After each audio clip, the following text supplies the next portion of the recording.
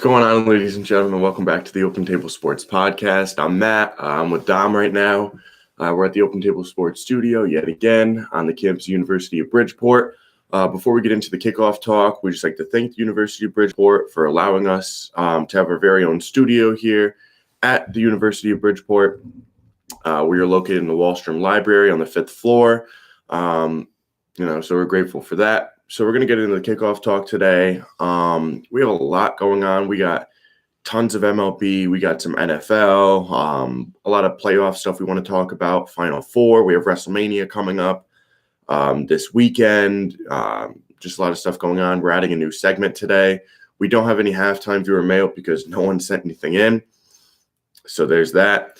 We're going to get into the Braves signing outfielder Ronald Acuna to a 8-year, $100 million contract extension. Now, I think this is a little bit too early for him to get a contract like this. I mean, he's a little bit young. He hasn't really had that much experience, so I wouldn't give him an 8-year, $100 million yet. I mean, I would probably settle for like a 4-year deal with him, because you never know. Like, he can get injury plagued, or his production could just go down. So you never know. Yeah, there's a lot that could go on, especially with someone so young. You don't know if they're going to become injury prone, like you said. And 8 years is just a lot for someone that, like, he's good, but he hasn't, put up, multiple years of, good at bats like Harper and Trout. So to get a contract like that for 8 years, I say it's a risk for the Braves. Yeah, I wouldn't really say it's like a high risk type of thing, but there is still a lot that you could potentially worry about in something like this. I mean, he's not paying, that much money for a year, if you think about it. Mm-hmm. But still committing for 8 years. And there's like 2 club options, I think, as well. So that's still pretty good. Yeah. But they do have a young core for that Braves team. They don't have a lot of veterans. I mean, if you look, I'm trying to think of who they don't even have that many veterans. Yeah, no, they really don't. And so that I think it'll help the Braves in the long run. I think we were kind of giving them a lot of credit for this year, but we'll get into the MLB beginnings, not preview, but, what we thought the first week before we get talking too much. Yeah, the first week was definitely interesting. You can say that much. Yeah. A lot of stuff that we didn't think would happen. But if you look at the Braves, they only have Brian McCann at catcher as a veteran. Then you look at starting pitching, Teheran. And then maybe like a couple guys in the bullpen. But other than that, they have so much youth. They do. Albies, Freeman is still pretty young. Acuna, Markakis is a little bit older. Enciarte isn't that young. But if you look overall at the team, even if you look at the Yankees, people always think Yankees have a lot of older players. They don't. They did for the stretch there from 2010 to like 2016. Yeah, it was all old veterans, and that's what was killing them because they had really no, pop or old veterans on big contracts. Yeah, A-Rod, Teixeira. You had tons of people that were just, crazy deals. And someone else has signed a contract extension. Red Sox shortstop Xander Bogaerts to a 7-year, $132 million contract extension. Another player on the younger side of his career. Still a good player. He hits, high 200s. So, he's worth it. It's crazy that he's not in the discussion for like top 5 shortstop in the league. Yeah. Whenever you bring up like top 5 shortstops, you think of like the regular people. He's very, underrated for what he's been doing. That's coming a lot from a couple of Yankee fans over here. You got to give the guy some praise. He's, like you said, he's pretty much on that borderline of top 5 shortstops in the league. And you look at it, it's a good contract for him. But then that also brings up the fact that the Red Sox are going to run out of money, and they probably won't be able to sign JD back after this year. Yeah. Also, you're looking at Betts. You're going to have to re-sign him, JD. Price is already on a big contract. They're going to need to sign people in the bullpen. Come trade deadline, if they trade for someone, I don't know. It's going to be tough for the Red Sox. It's going to be interesting to see what they do. So then they're going to have to – it's going to be interesting to see. You got Moreland, Nunez, Brock Holt, Devers. Pedroia, if he I don't ever know, comes back. I don't know. The team is interesting. We'll get into our first thoughts of the MLB season now that we're talking about, this stuff in depth. But the Red Sox have looked awful.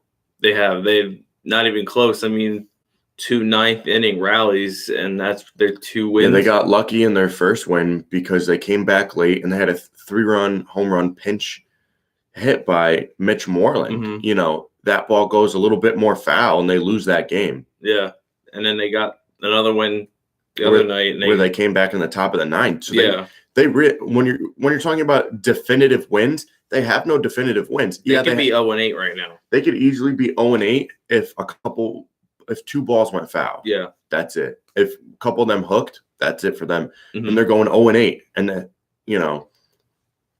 it's just crazy right now the way things are shaping up.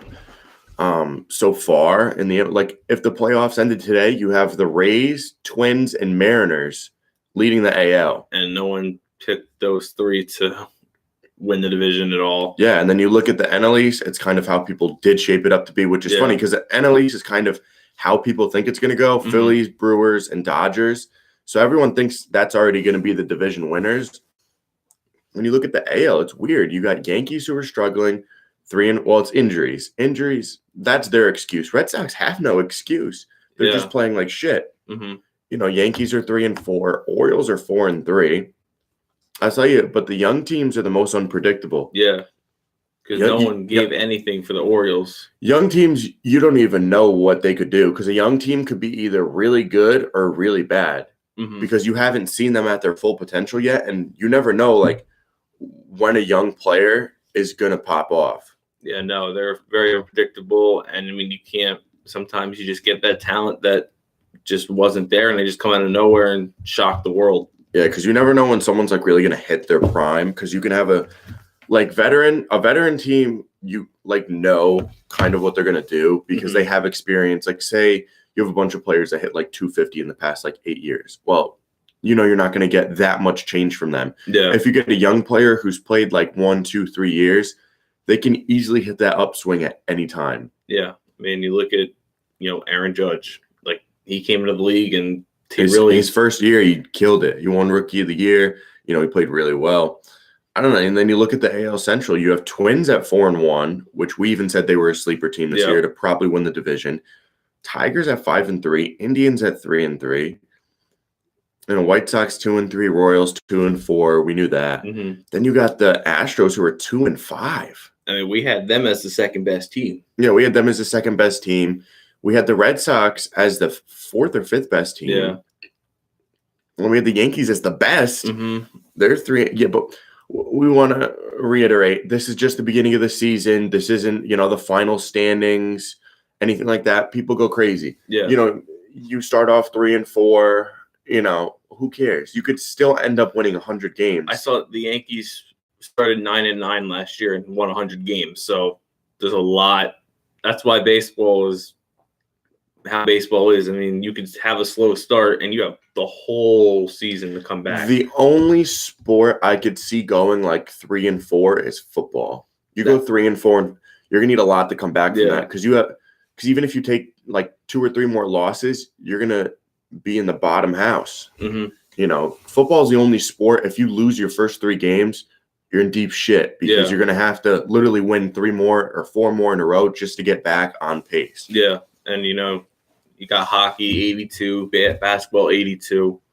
I mean, you got plenty of time to recover from a slow start. Where in football, you only got 16 games. So, you start. So if you fall behind 3 games, that's 1/4 of your season. Yeah. You fall behind 4 games or 3 games in baseball, that's nothing. You can make that up in a week. You could, not even in a week. You could do that in 3 days. Especially if you play someone if the Yankees are behind the Red Sox by 3 games and they play a weekend series.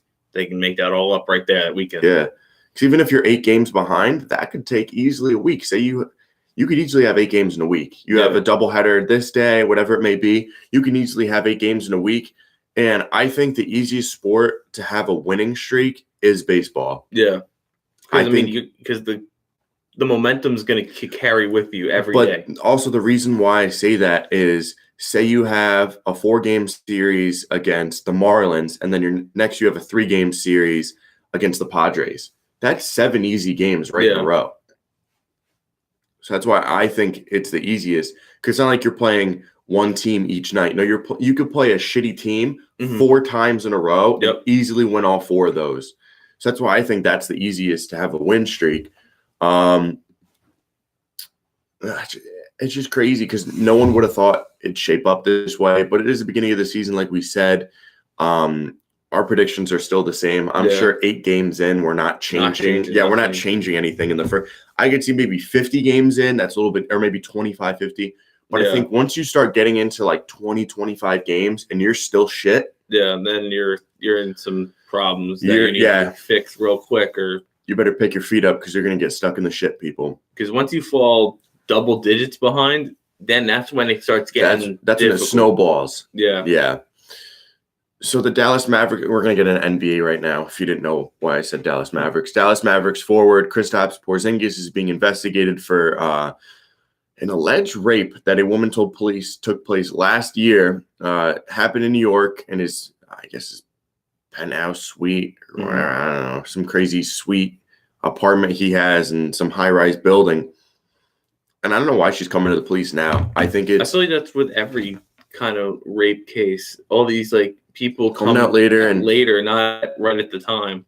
And then she claimed that he paid her off like $70,000 for hush money and all this type of stuff. And I guess he called her a slave and because she was black or something like that. And he was saying all this stuff to her.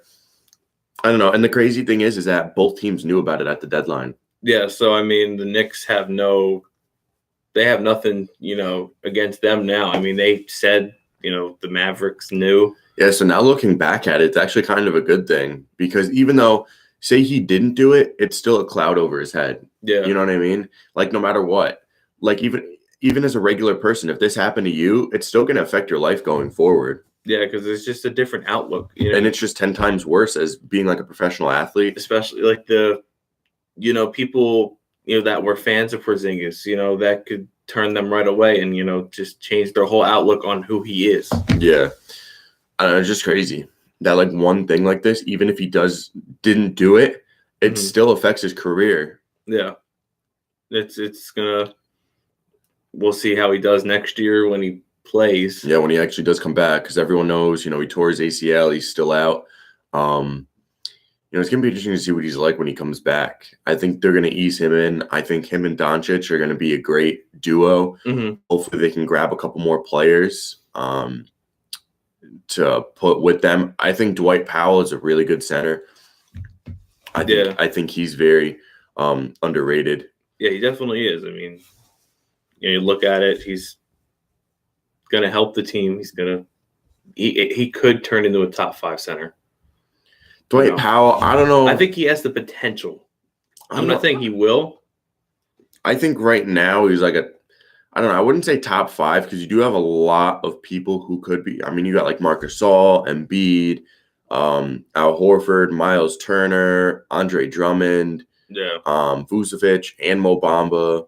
You look at Hassan Whiteside, Dwight Howard. He's going to have a lot of DeAndre Jordan, Mitchell Robinson. Then you look at the West, it's stacked with centers. You can go bottom DeAndre Ayton, Dwight Powell, Valanciunas. Excuse you. And then you look at the Lakers, JaVale McGee's having a great year, Karl Anthony Towns, Willie Cauley-Stein. And then you look at the Thunder, they have Steven Adams, Clippers. Who's their center this year? The Clippers. And then you look at the Jazz, they have Rudy Gobert, Trailblazers. Well, they did have Nurkic until he got injured. Rockets, they have Capella. Nuggets have Jokic, and then DeMarcus Cousins. The West is stacked with centers. And then you look at like the East, and they're stacked with like nothing. You look at each team. I mean, you look at after the Bucks stacked, Raptors stacked, 76ers. I wouldn't call them stacked. Celtics aren't stacked. You only have like 3 stacked teams in the East. You look at the West, you got Warriors, Nuggets, Rockets. Blazers are stacked. Go look at their roster when you get time.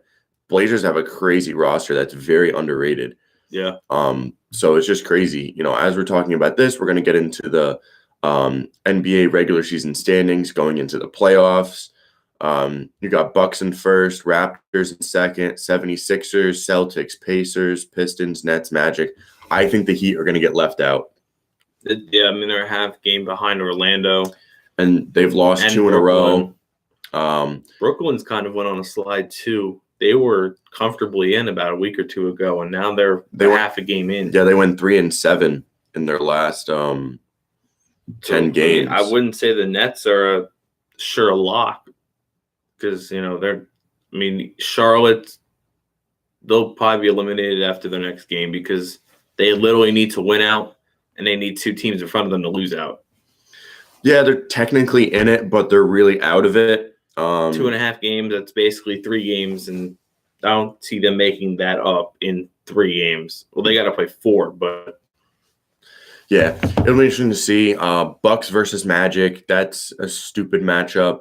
Nets and Raptors, another stupid matchup. 76ers and Pistons, boring. The only good series in the first round is going to be Celtics Pacers. And you got something interesting. They're tied right now in records, so these last 3 games could be huge. Who gets home court advantage for the first round?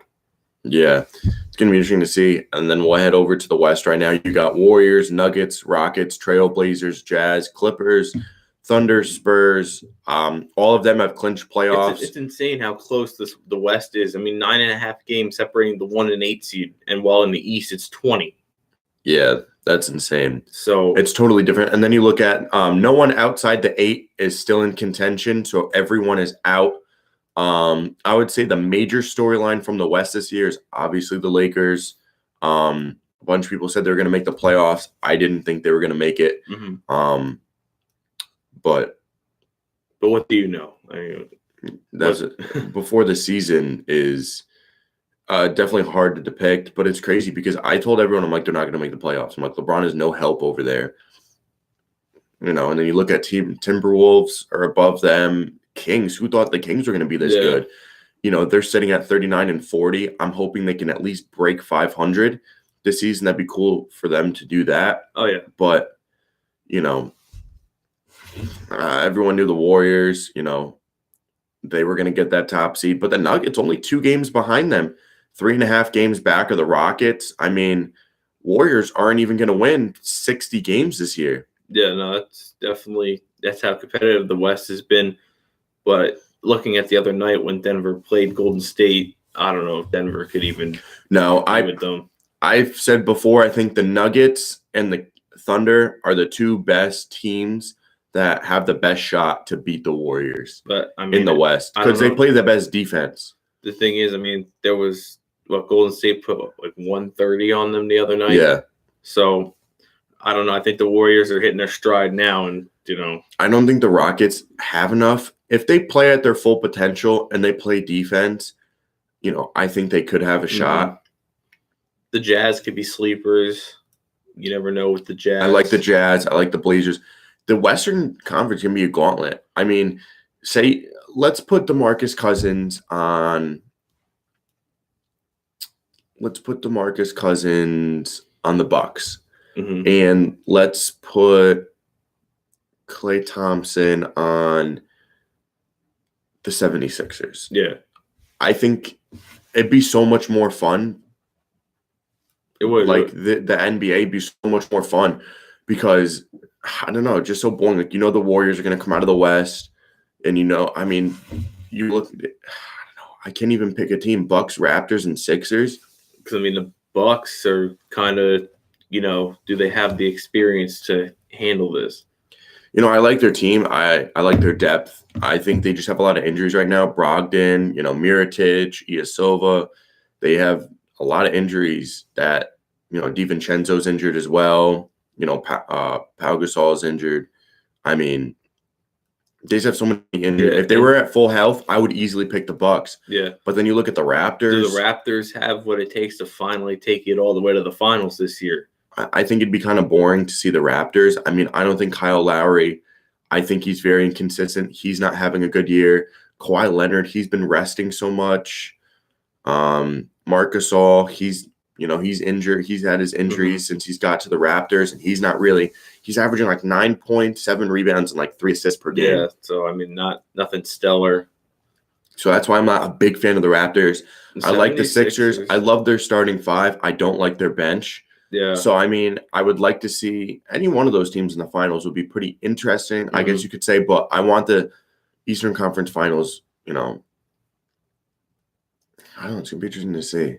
If Boston would play to their full potential, they could be the one team in the East, but they just have not done it all. Yeah, they just have so much, chemistry that has gone bad. I don't know.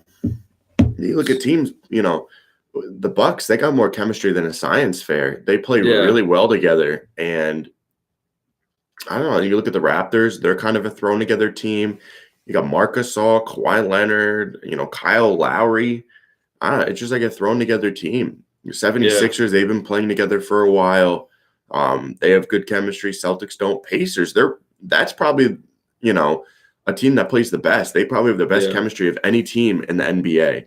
And, they handled the Oladipo injury pretty well. I mean, they didn't slide like many teams thought. I think maybe they dropped a 5. They were 3 when he went out. They were 3. I think they could have. They definitely could have stayed there. And I mean, they're only 2 games behind third, so it's not like they had a huge drop. Yeah. So I mean, there's a lot of optimism going into that. I think that could be a 6 or 7 game series in the first round. Yeah, that's definitely going to be the best. Spurs and Warriors, that's going to be a sweep. Thunder and Nuggets, that's a good series. That could go 7. Rockets and Clippers, that's a good series. Blazers and Jazz, that's a good. Every single first round series is going to be good in the West. Spurs are obviously, they might challenge the Warriors. I think the Spurs could get a game off of them. That's what I was going to say. I think maybe they can get 1. If the stars align, maybe 2. Yeah. But the thing that's really going to differentiate it is coaching for the Spurs. I've definitely Pop, best coach maybe of all time. But I don't know. NBA playoffs, I haven't been watching this year. I've only seen 2 games, and I went to both of them, and they were in Orlando. So go figure. So definitely interesting there. We're going to get into the updated NHL playoff outlook. I'm going to hand this over to Dom real quick as I pull this up. You could take it away. So we'll start with the East. Washington clinched the Metropolitan, so they're going to be the one. They're going to play the first wild card, while Tampa is going to take the second wild card. That's how it's going to just line up for them. And, the Islanders in Pittsburgh, with 1 game left, if the Islanders lose against Washington and the Pittsburgh Penguins beat the Rangers, the Penguins would then slide up to the 2 seed in the Metropolitan. And that's just really a battle for who gets home ice for the first round between the Islanders and Pittsburgh. I think Pittsburgh will take that series. I think Pittsburgh's just a better team in the playoffs. They got a ton of experience. And you look at Washington. Washington's going to be on that, under pressure with that title defense. I think the Islanders are going to be under pressure too, because who would have thought they'd be like this good this year? And also the Islanders have Barry Trotz now. I mean, he won the Stanley Cup last year with Washington. So I think that'd be pretty interesting if the Islanders made it through and played Washington in the playoffs. That'd be a good matchup. Yeah, that'd be, really interesting. And there's not much setting apart Washington and the Islanders. It's just 3 points. Yeah, so the Metropolitan's always close, and it was again this year. And, you look at the 2 wild cards. Carolina finally clinched a playoff spot. It's been a long time for Carolina fans. Since 2009. Yeah, so they're going to play Washington, actually, in the first series. So I don't know if they can – maybe they can get a game or 2 off Washington. I can't see Washington losing that series. Washington is just good at so many levels. Yeah. Holtby is amazing when it comes playoff time. And all you need is Ovechkin for scoring. Yeah, so – and then you look Columbus and Montreal are tied for the second wild card. Columbus has the tiebreaker. I didn't even need anything today. Yeah, I'm not sure where it's coming from. But Columbus has 2 games to play. That's the difference right now. Montreal only has 1 game to play. So we could see Montreal. They have to play Toronto. Toronto is locked into the playoffs. Toronto's going to play Boston in Boston to start. So that's going to be a good series, a big rivalry series. Yeah. Boston, Toronto. What about that last spot? And then, Montreal, I see Columbus getting it. I can't see Columbus falling, twice in a row. They got to play the Rangers. I mean, I think that they're going to win that game. Yeah. So Columbus is looking to play Tampa Bay in the first round, and that's scary enough. Yeah. If Tampa doesn't fall apart, I think Columbus could get swept. And you go into the West. The West is a gauntlet.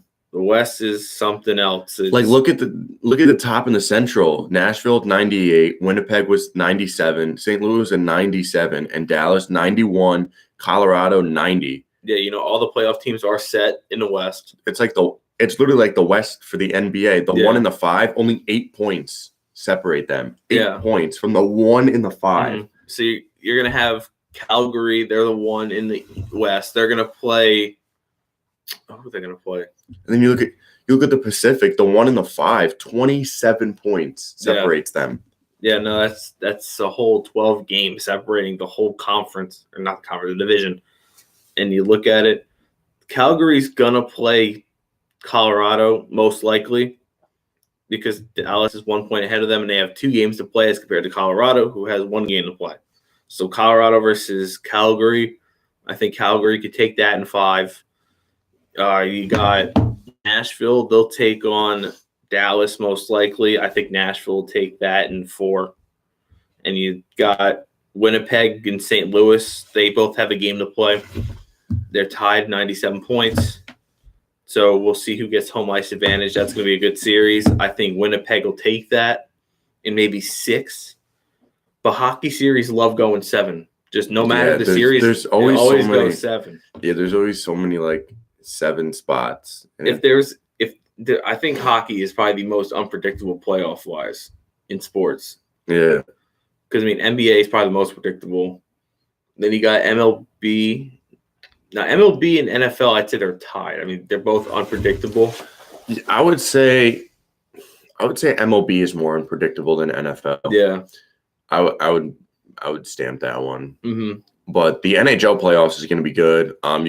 You can compare Tampa Bay to the Warriors. A lot of high expectations for them going in. They're at 126 points right now. There's 21 points. They're 19 points higher than Calgary and Boston.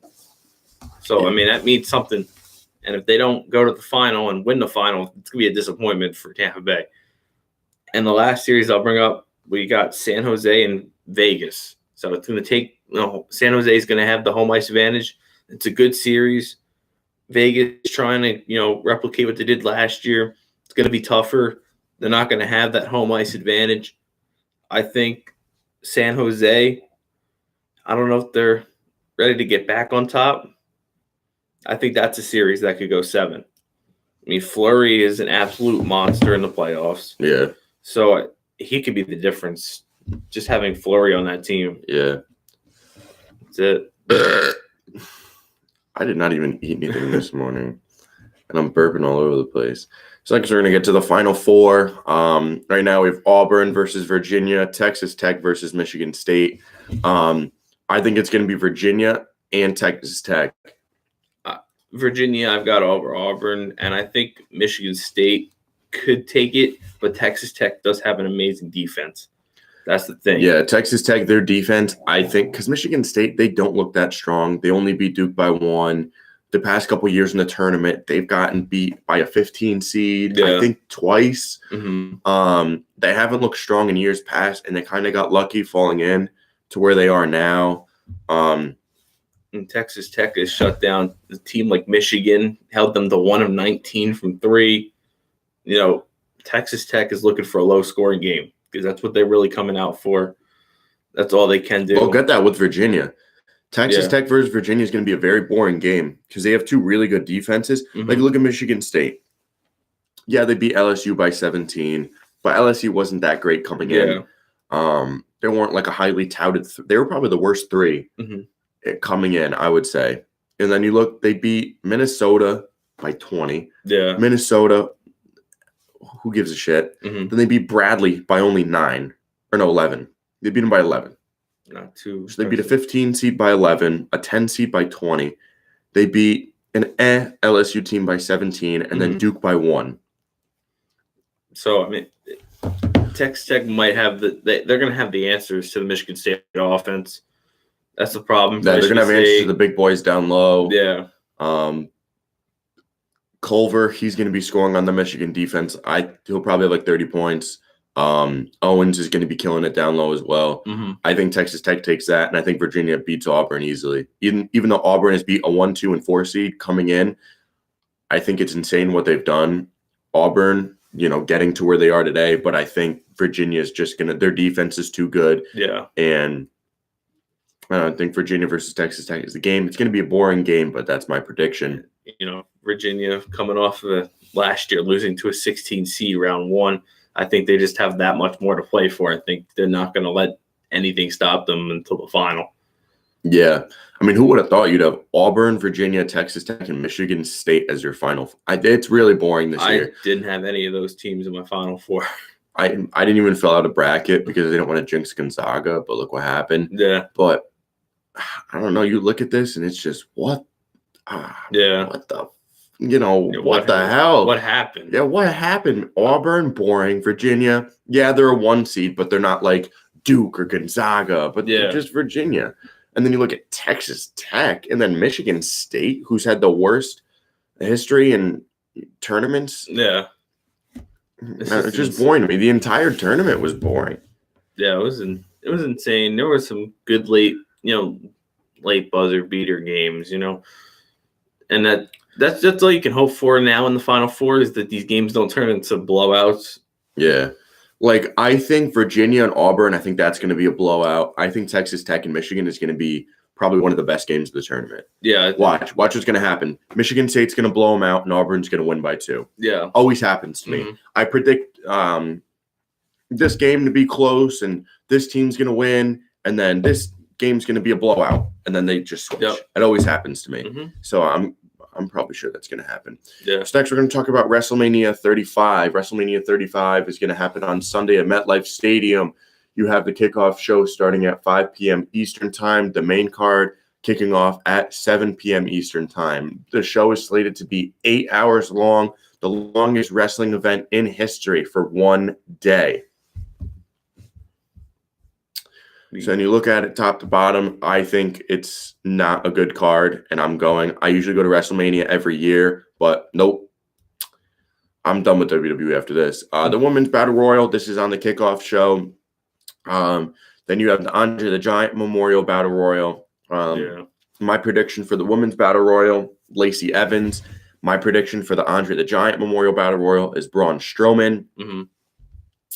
Then you look at the Cruiserweight title match. This is also on the kickoff show. I have Buddy Murphy retaining over Tony Nese. I think this is going to be an amazing match. And then Raw Tag Team Championship, you have The Revival versus Zack Ryder and Kurt Hawkins. Ryder and Hawkins are from New York. Hawkins is on. He's lost over 225 matches in a row. So I think this is where they're going to end his streak and have him win a match and win the tag titles with Zack Ryder yet again. SmackDown Tag Team Championship, you have the Usos versus Ricochet and Aleister Black versus The Bar versus Rusev and Shinsuke Nakamura. I don't know. I don't think it's Rusev and Nakamura. I don't think it's The Bar. I think Ricochet and Aleister Black are taking those titles. In a farewell match for Kurt Angle, he will be facing Baron Corbin. I have Angle winning that match, obviously. And then in a Falls Count Anywhere match, The Miz versus Shane McMahon. I think The Miz is going to win. I think it's pretty obvious. There's no way you can have Shane beat The Miz. Women's Tag Team Championship match, Sasha Banks and Bayley versus Beth Phoenix and Natalya versus Nia Jax and Tamina Snuka versus the Iconics. I think Sasha and Bayley retain here. Then you have the United States Championship match, Samoa Joe versus Rey Mysterio. This match is going to be in question, though, because Rey Mysterio is dealing with an ankle injury. So I think he could probably get replaced, but I still think Samoa Joe is going to win no matter what. Intercontinental Championship match, Bobby Lashley versus Finn Balor. I think Finn Balor is going to win. He's coming out as the Demon, so that kind of speaks for itself if you know WWE. The Demon has never lost. On a no-holds-barred, Triple H career is on the line. Triple H versus Batista. I think Triple H wins here. This is probably going to be Batista's last match in WWE, depending on scheduling and contract. Then you have AJ Styles versus Randy Orton. I think AJ Styles is going to win here. just re-signed with WWE for a new long-term contract. I don't think they're going to have Randy Orton beat one of their top guys in the company, especially when Randy Orton has done nothing lately. And you have Roman Reigns versus Drew McIntyre. I think Roman Reigns is going to win. I think that's a no-brainer. WWE Championship match, Daniel Bryan versus Kofi Kingston. My prediction is Kofi Kingston. I think if Daniel Bryan wins, it's a shame. Universal Championship match, Brock Lesnar versus Seth Rollins. I want Seth Rollins, but my prediction is Brock Lesnar retaining. And then you have the main event of the night. Winner takes all. Raw and SmackDown championships. Women's championships are both on the line. Ronda Rousey versus Charlotte Flair versus Becky Lynch. My prediction, Becky Lynch. I think for them, I think they could easily mess up this whole show. If they have Charlotte win, that'll be a shame. If Lesnar wins, that's a shame. If Daniel Bryan retains, awful. If Drew McIntyre wins, I'm really fine with that. If Randy Orton wins, I think that's a dumb decision. Batista's not winning. They have Bobby Lashley retain, which I think, it's guaranteed he's losing. If Samoa Joe loses, depending on who he loses to, I think it's dumb. Women's Tag Team Championship match. I don't really care who wins there. If anybody else wins, if Beth Phoenix and Natalya win, I think that's kind of stupid to have them win. If Shane wins, I don't think he is, but if he does, that's dumb. If Baron Corbin wins, that place is going to be pissed. It's going to be interesting to see. But what are your thoughts on WrestleMania overall right now? Well, I think the most interesting part is the fact that women are highlighting the main event. So they're going to be, first time ever. So first time, 0 for 34, 1 for 35. So I think that's interesting. Is there anything on Cena? I know there's been talks about Cena. Yeah, there's been talks with Cena. He has a contract for a match at WrestleMania as well. They already have 15 matches confirmed, 15, 16 matches, confirmed for WrestleMania. But who knows who he's going to face? Elias also has an appearance, musical performance. Who knows if he's going to interrupt him? Undertaker's there. Bray Wyatt is there. Kane is there. So there's there's many things to do there. I'm gonna hand off the rundown to you right now. All right, so getting to a rundown for the week. Not too much today, but that sometimes happens in sports. So we'll start with the NFL. The Lions signed running back C.J. Anderson to a 1-year contract. The Chiefs acquired defensive end Emmanuel Ogbah from the Browns for safety Eric Murray. Guard Josh Sitton retired from the NFL. Linebacker Kyle Emanuel retired from the NFL. The Raiders signed wide receiver Ryan Grant. The Bills signed offensive lineman Quentin Spain. The Saints re-signed quarterback P.J. Williams to a 1-year contract. Safety Andre Hall retired from the NFL. The Jags signed running back Benny Cunningham and running back Alfred Blue. The Cardinals signed cornerback Tremaine Brock. The Steelers released safety Morgan Burnett. The Vikings re-signed center Brett Jones. Now into one thing in NBA. The Wizards have relieved team president Ernie Grunfeld of his duties. In some tennis, Roger Federer defeated John Isner 6-1, 6-4 to win the Miami Open. John Isner also, during that match, suffered a stress fracture in his foot, and it'll keep him out 4 to 6 weeks. In the women's side, Ash Barty defeated Carolina Pliskova 7-6, 6-3 to win the Miami Open. Into some golf, Graham McDowell won the Corrales Punta Cana Resort and Club Championship at 18 under, and Kim Si-woo leads the Valero Texas Open at 6 under. Into some NASCAR, Denny Hamlin won the O'Reilly Parts 500 at Texas last Sunday, and NASCAR on Fox announcer Darrell Waltrip will retire after Sonoma this year after 19 years in the Fox booth. In this MLB, Brewers leaving pitcher Corey Knebel will miss the rest of the 2019 season with Tommy John surgery. The Giants acquired outfielder Kevin Pillar from the Blue Jays for relieving pitcher Derek Law, infielder Alan Henson, and starting pitcher Juan DePaula. The Blue Jays signed outfielder Randall Grichuk to a 5-year, $52 million contract extension, and the Rockies signed starting pitcher German Marquez to a 5-year, $43 million contract extension. Now we're going to introduce a new segment to our weekly podcast now. It's going to be the OTW segment, the Of the Week segment. We have Team of the Week, Loser of the Week, Player of the Week, and Crazy Stat of the Week. So Team of the Week, we have the Mariners. Obviously, in the past week, they've gone undefeated 4-0. So far this season, they're 7th in batting average, 6th in on-base percentage, 1st in runs, 2nd in home runs, 4th in slugging, 12th in ERA, 14th in batting average allowed, and 17th in WHIP. Who would have ever thought the Mariners? Yeah, they've played like 4 more games than like other players, whatever it may be. Who cares? Yeah, they're first in runs because of that. But still, a Mariners team that was supposed to be bottom 5, at most bottom 10, and they have the best record overall in the league. They're not losing. I mean, that's all that matters. Pitching right now is averaging out to be like top 15. Top 15 that in the starting pitching, and they traded away half of the team. Yeah. So I mean, and where it was supposed to be a rebuild, right now they're succeeding. Yeah, but who knows? How long that'll be for. But this is the Of the Week segment, Dom. This isn't of the year. This is just the past week who's had success. They could easily go 0-6 the next week. So and then they're back down to last in the league.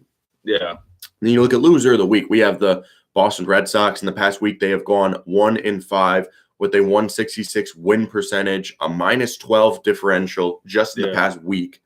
8 pitchers with 5+ ERA.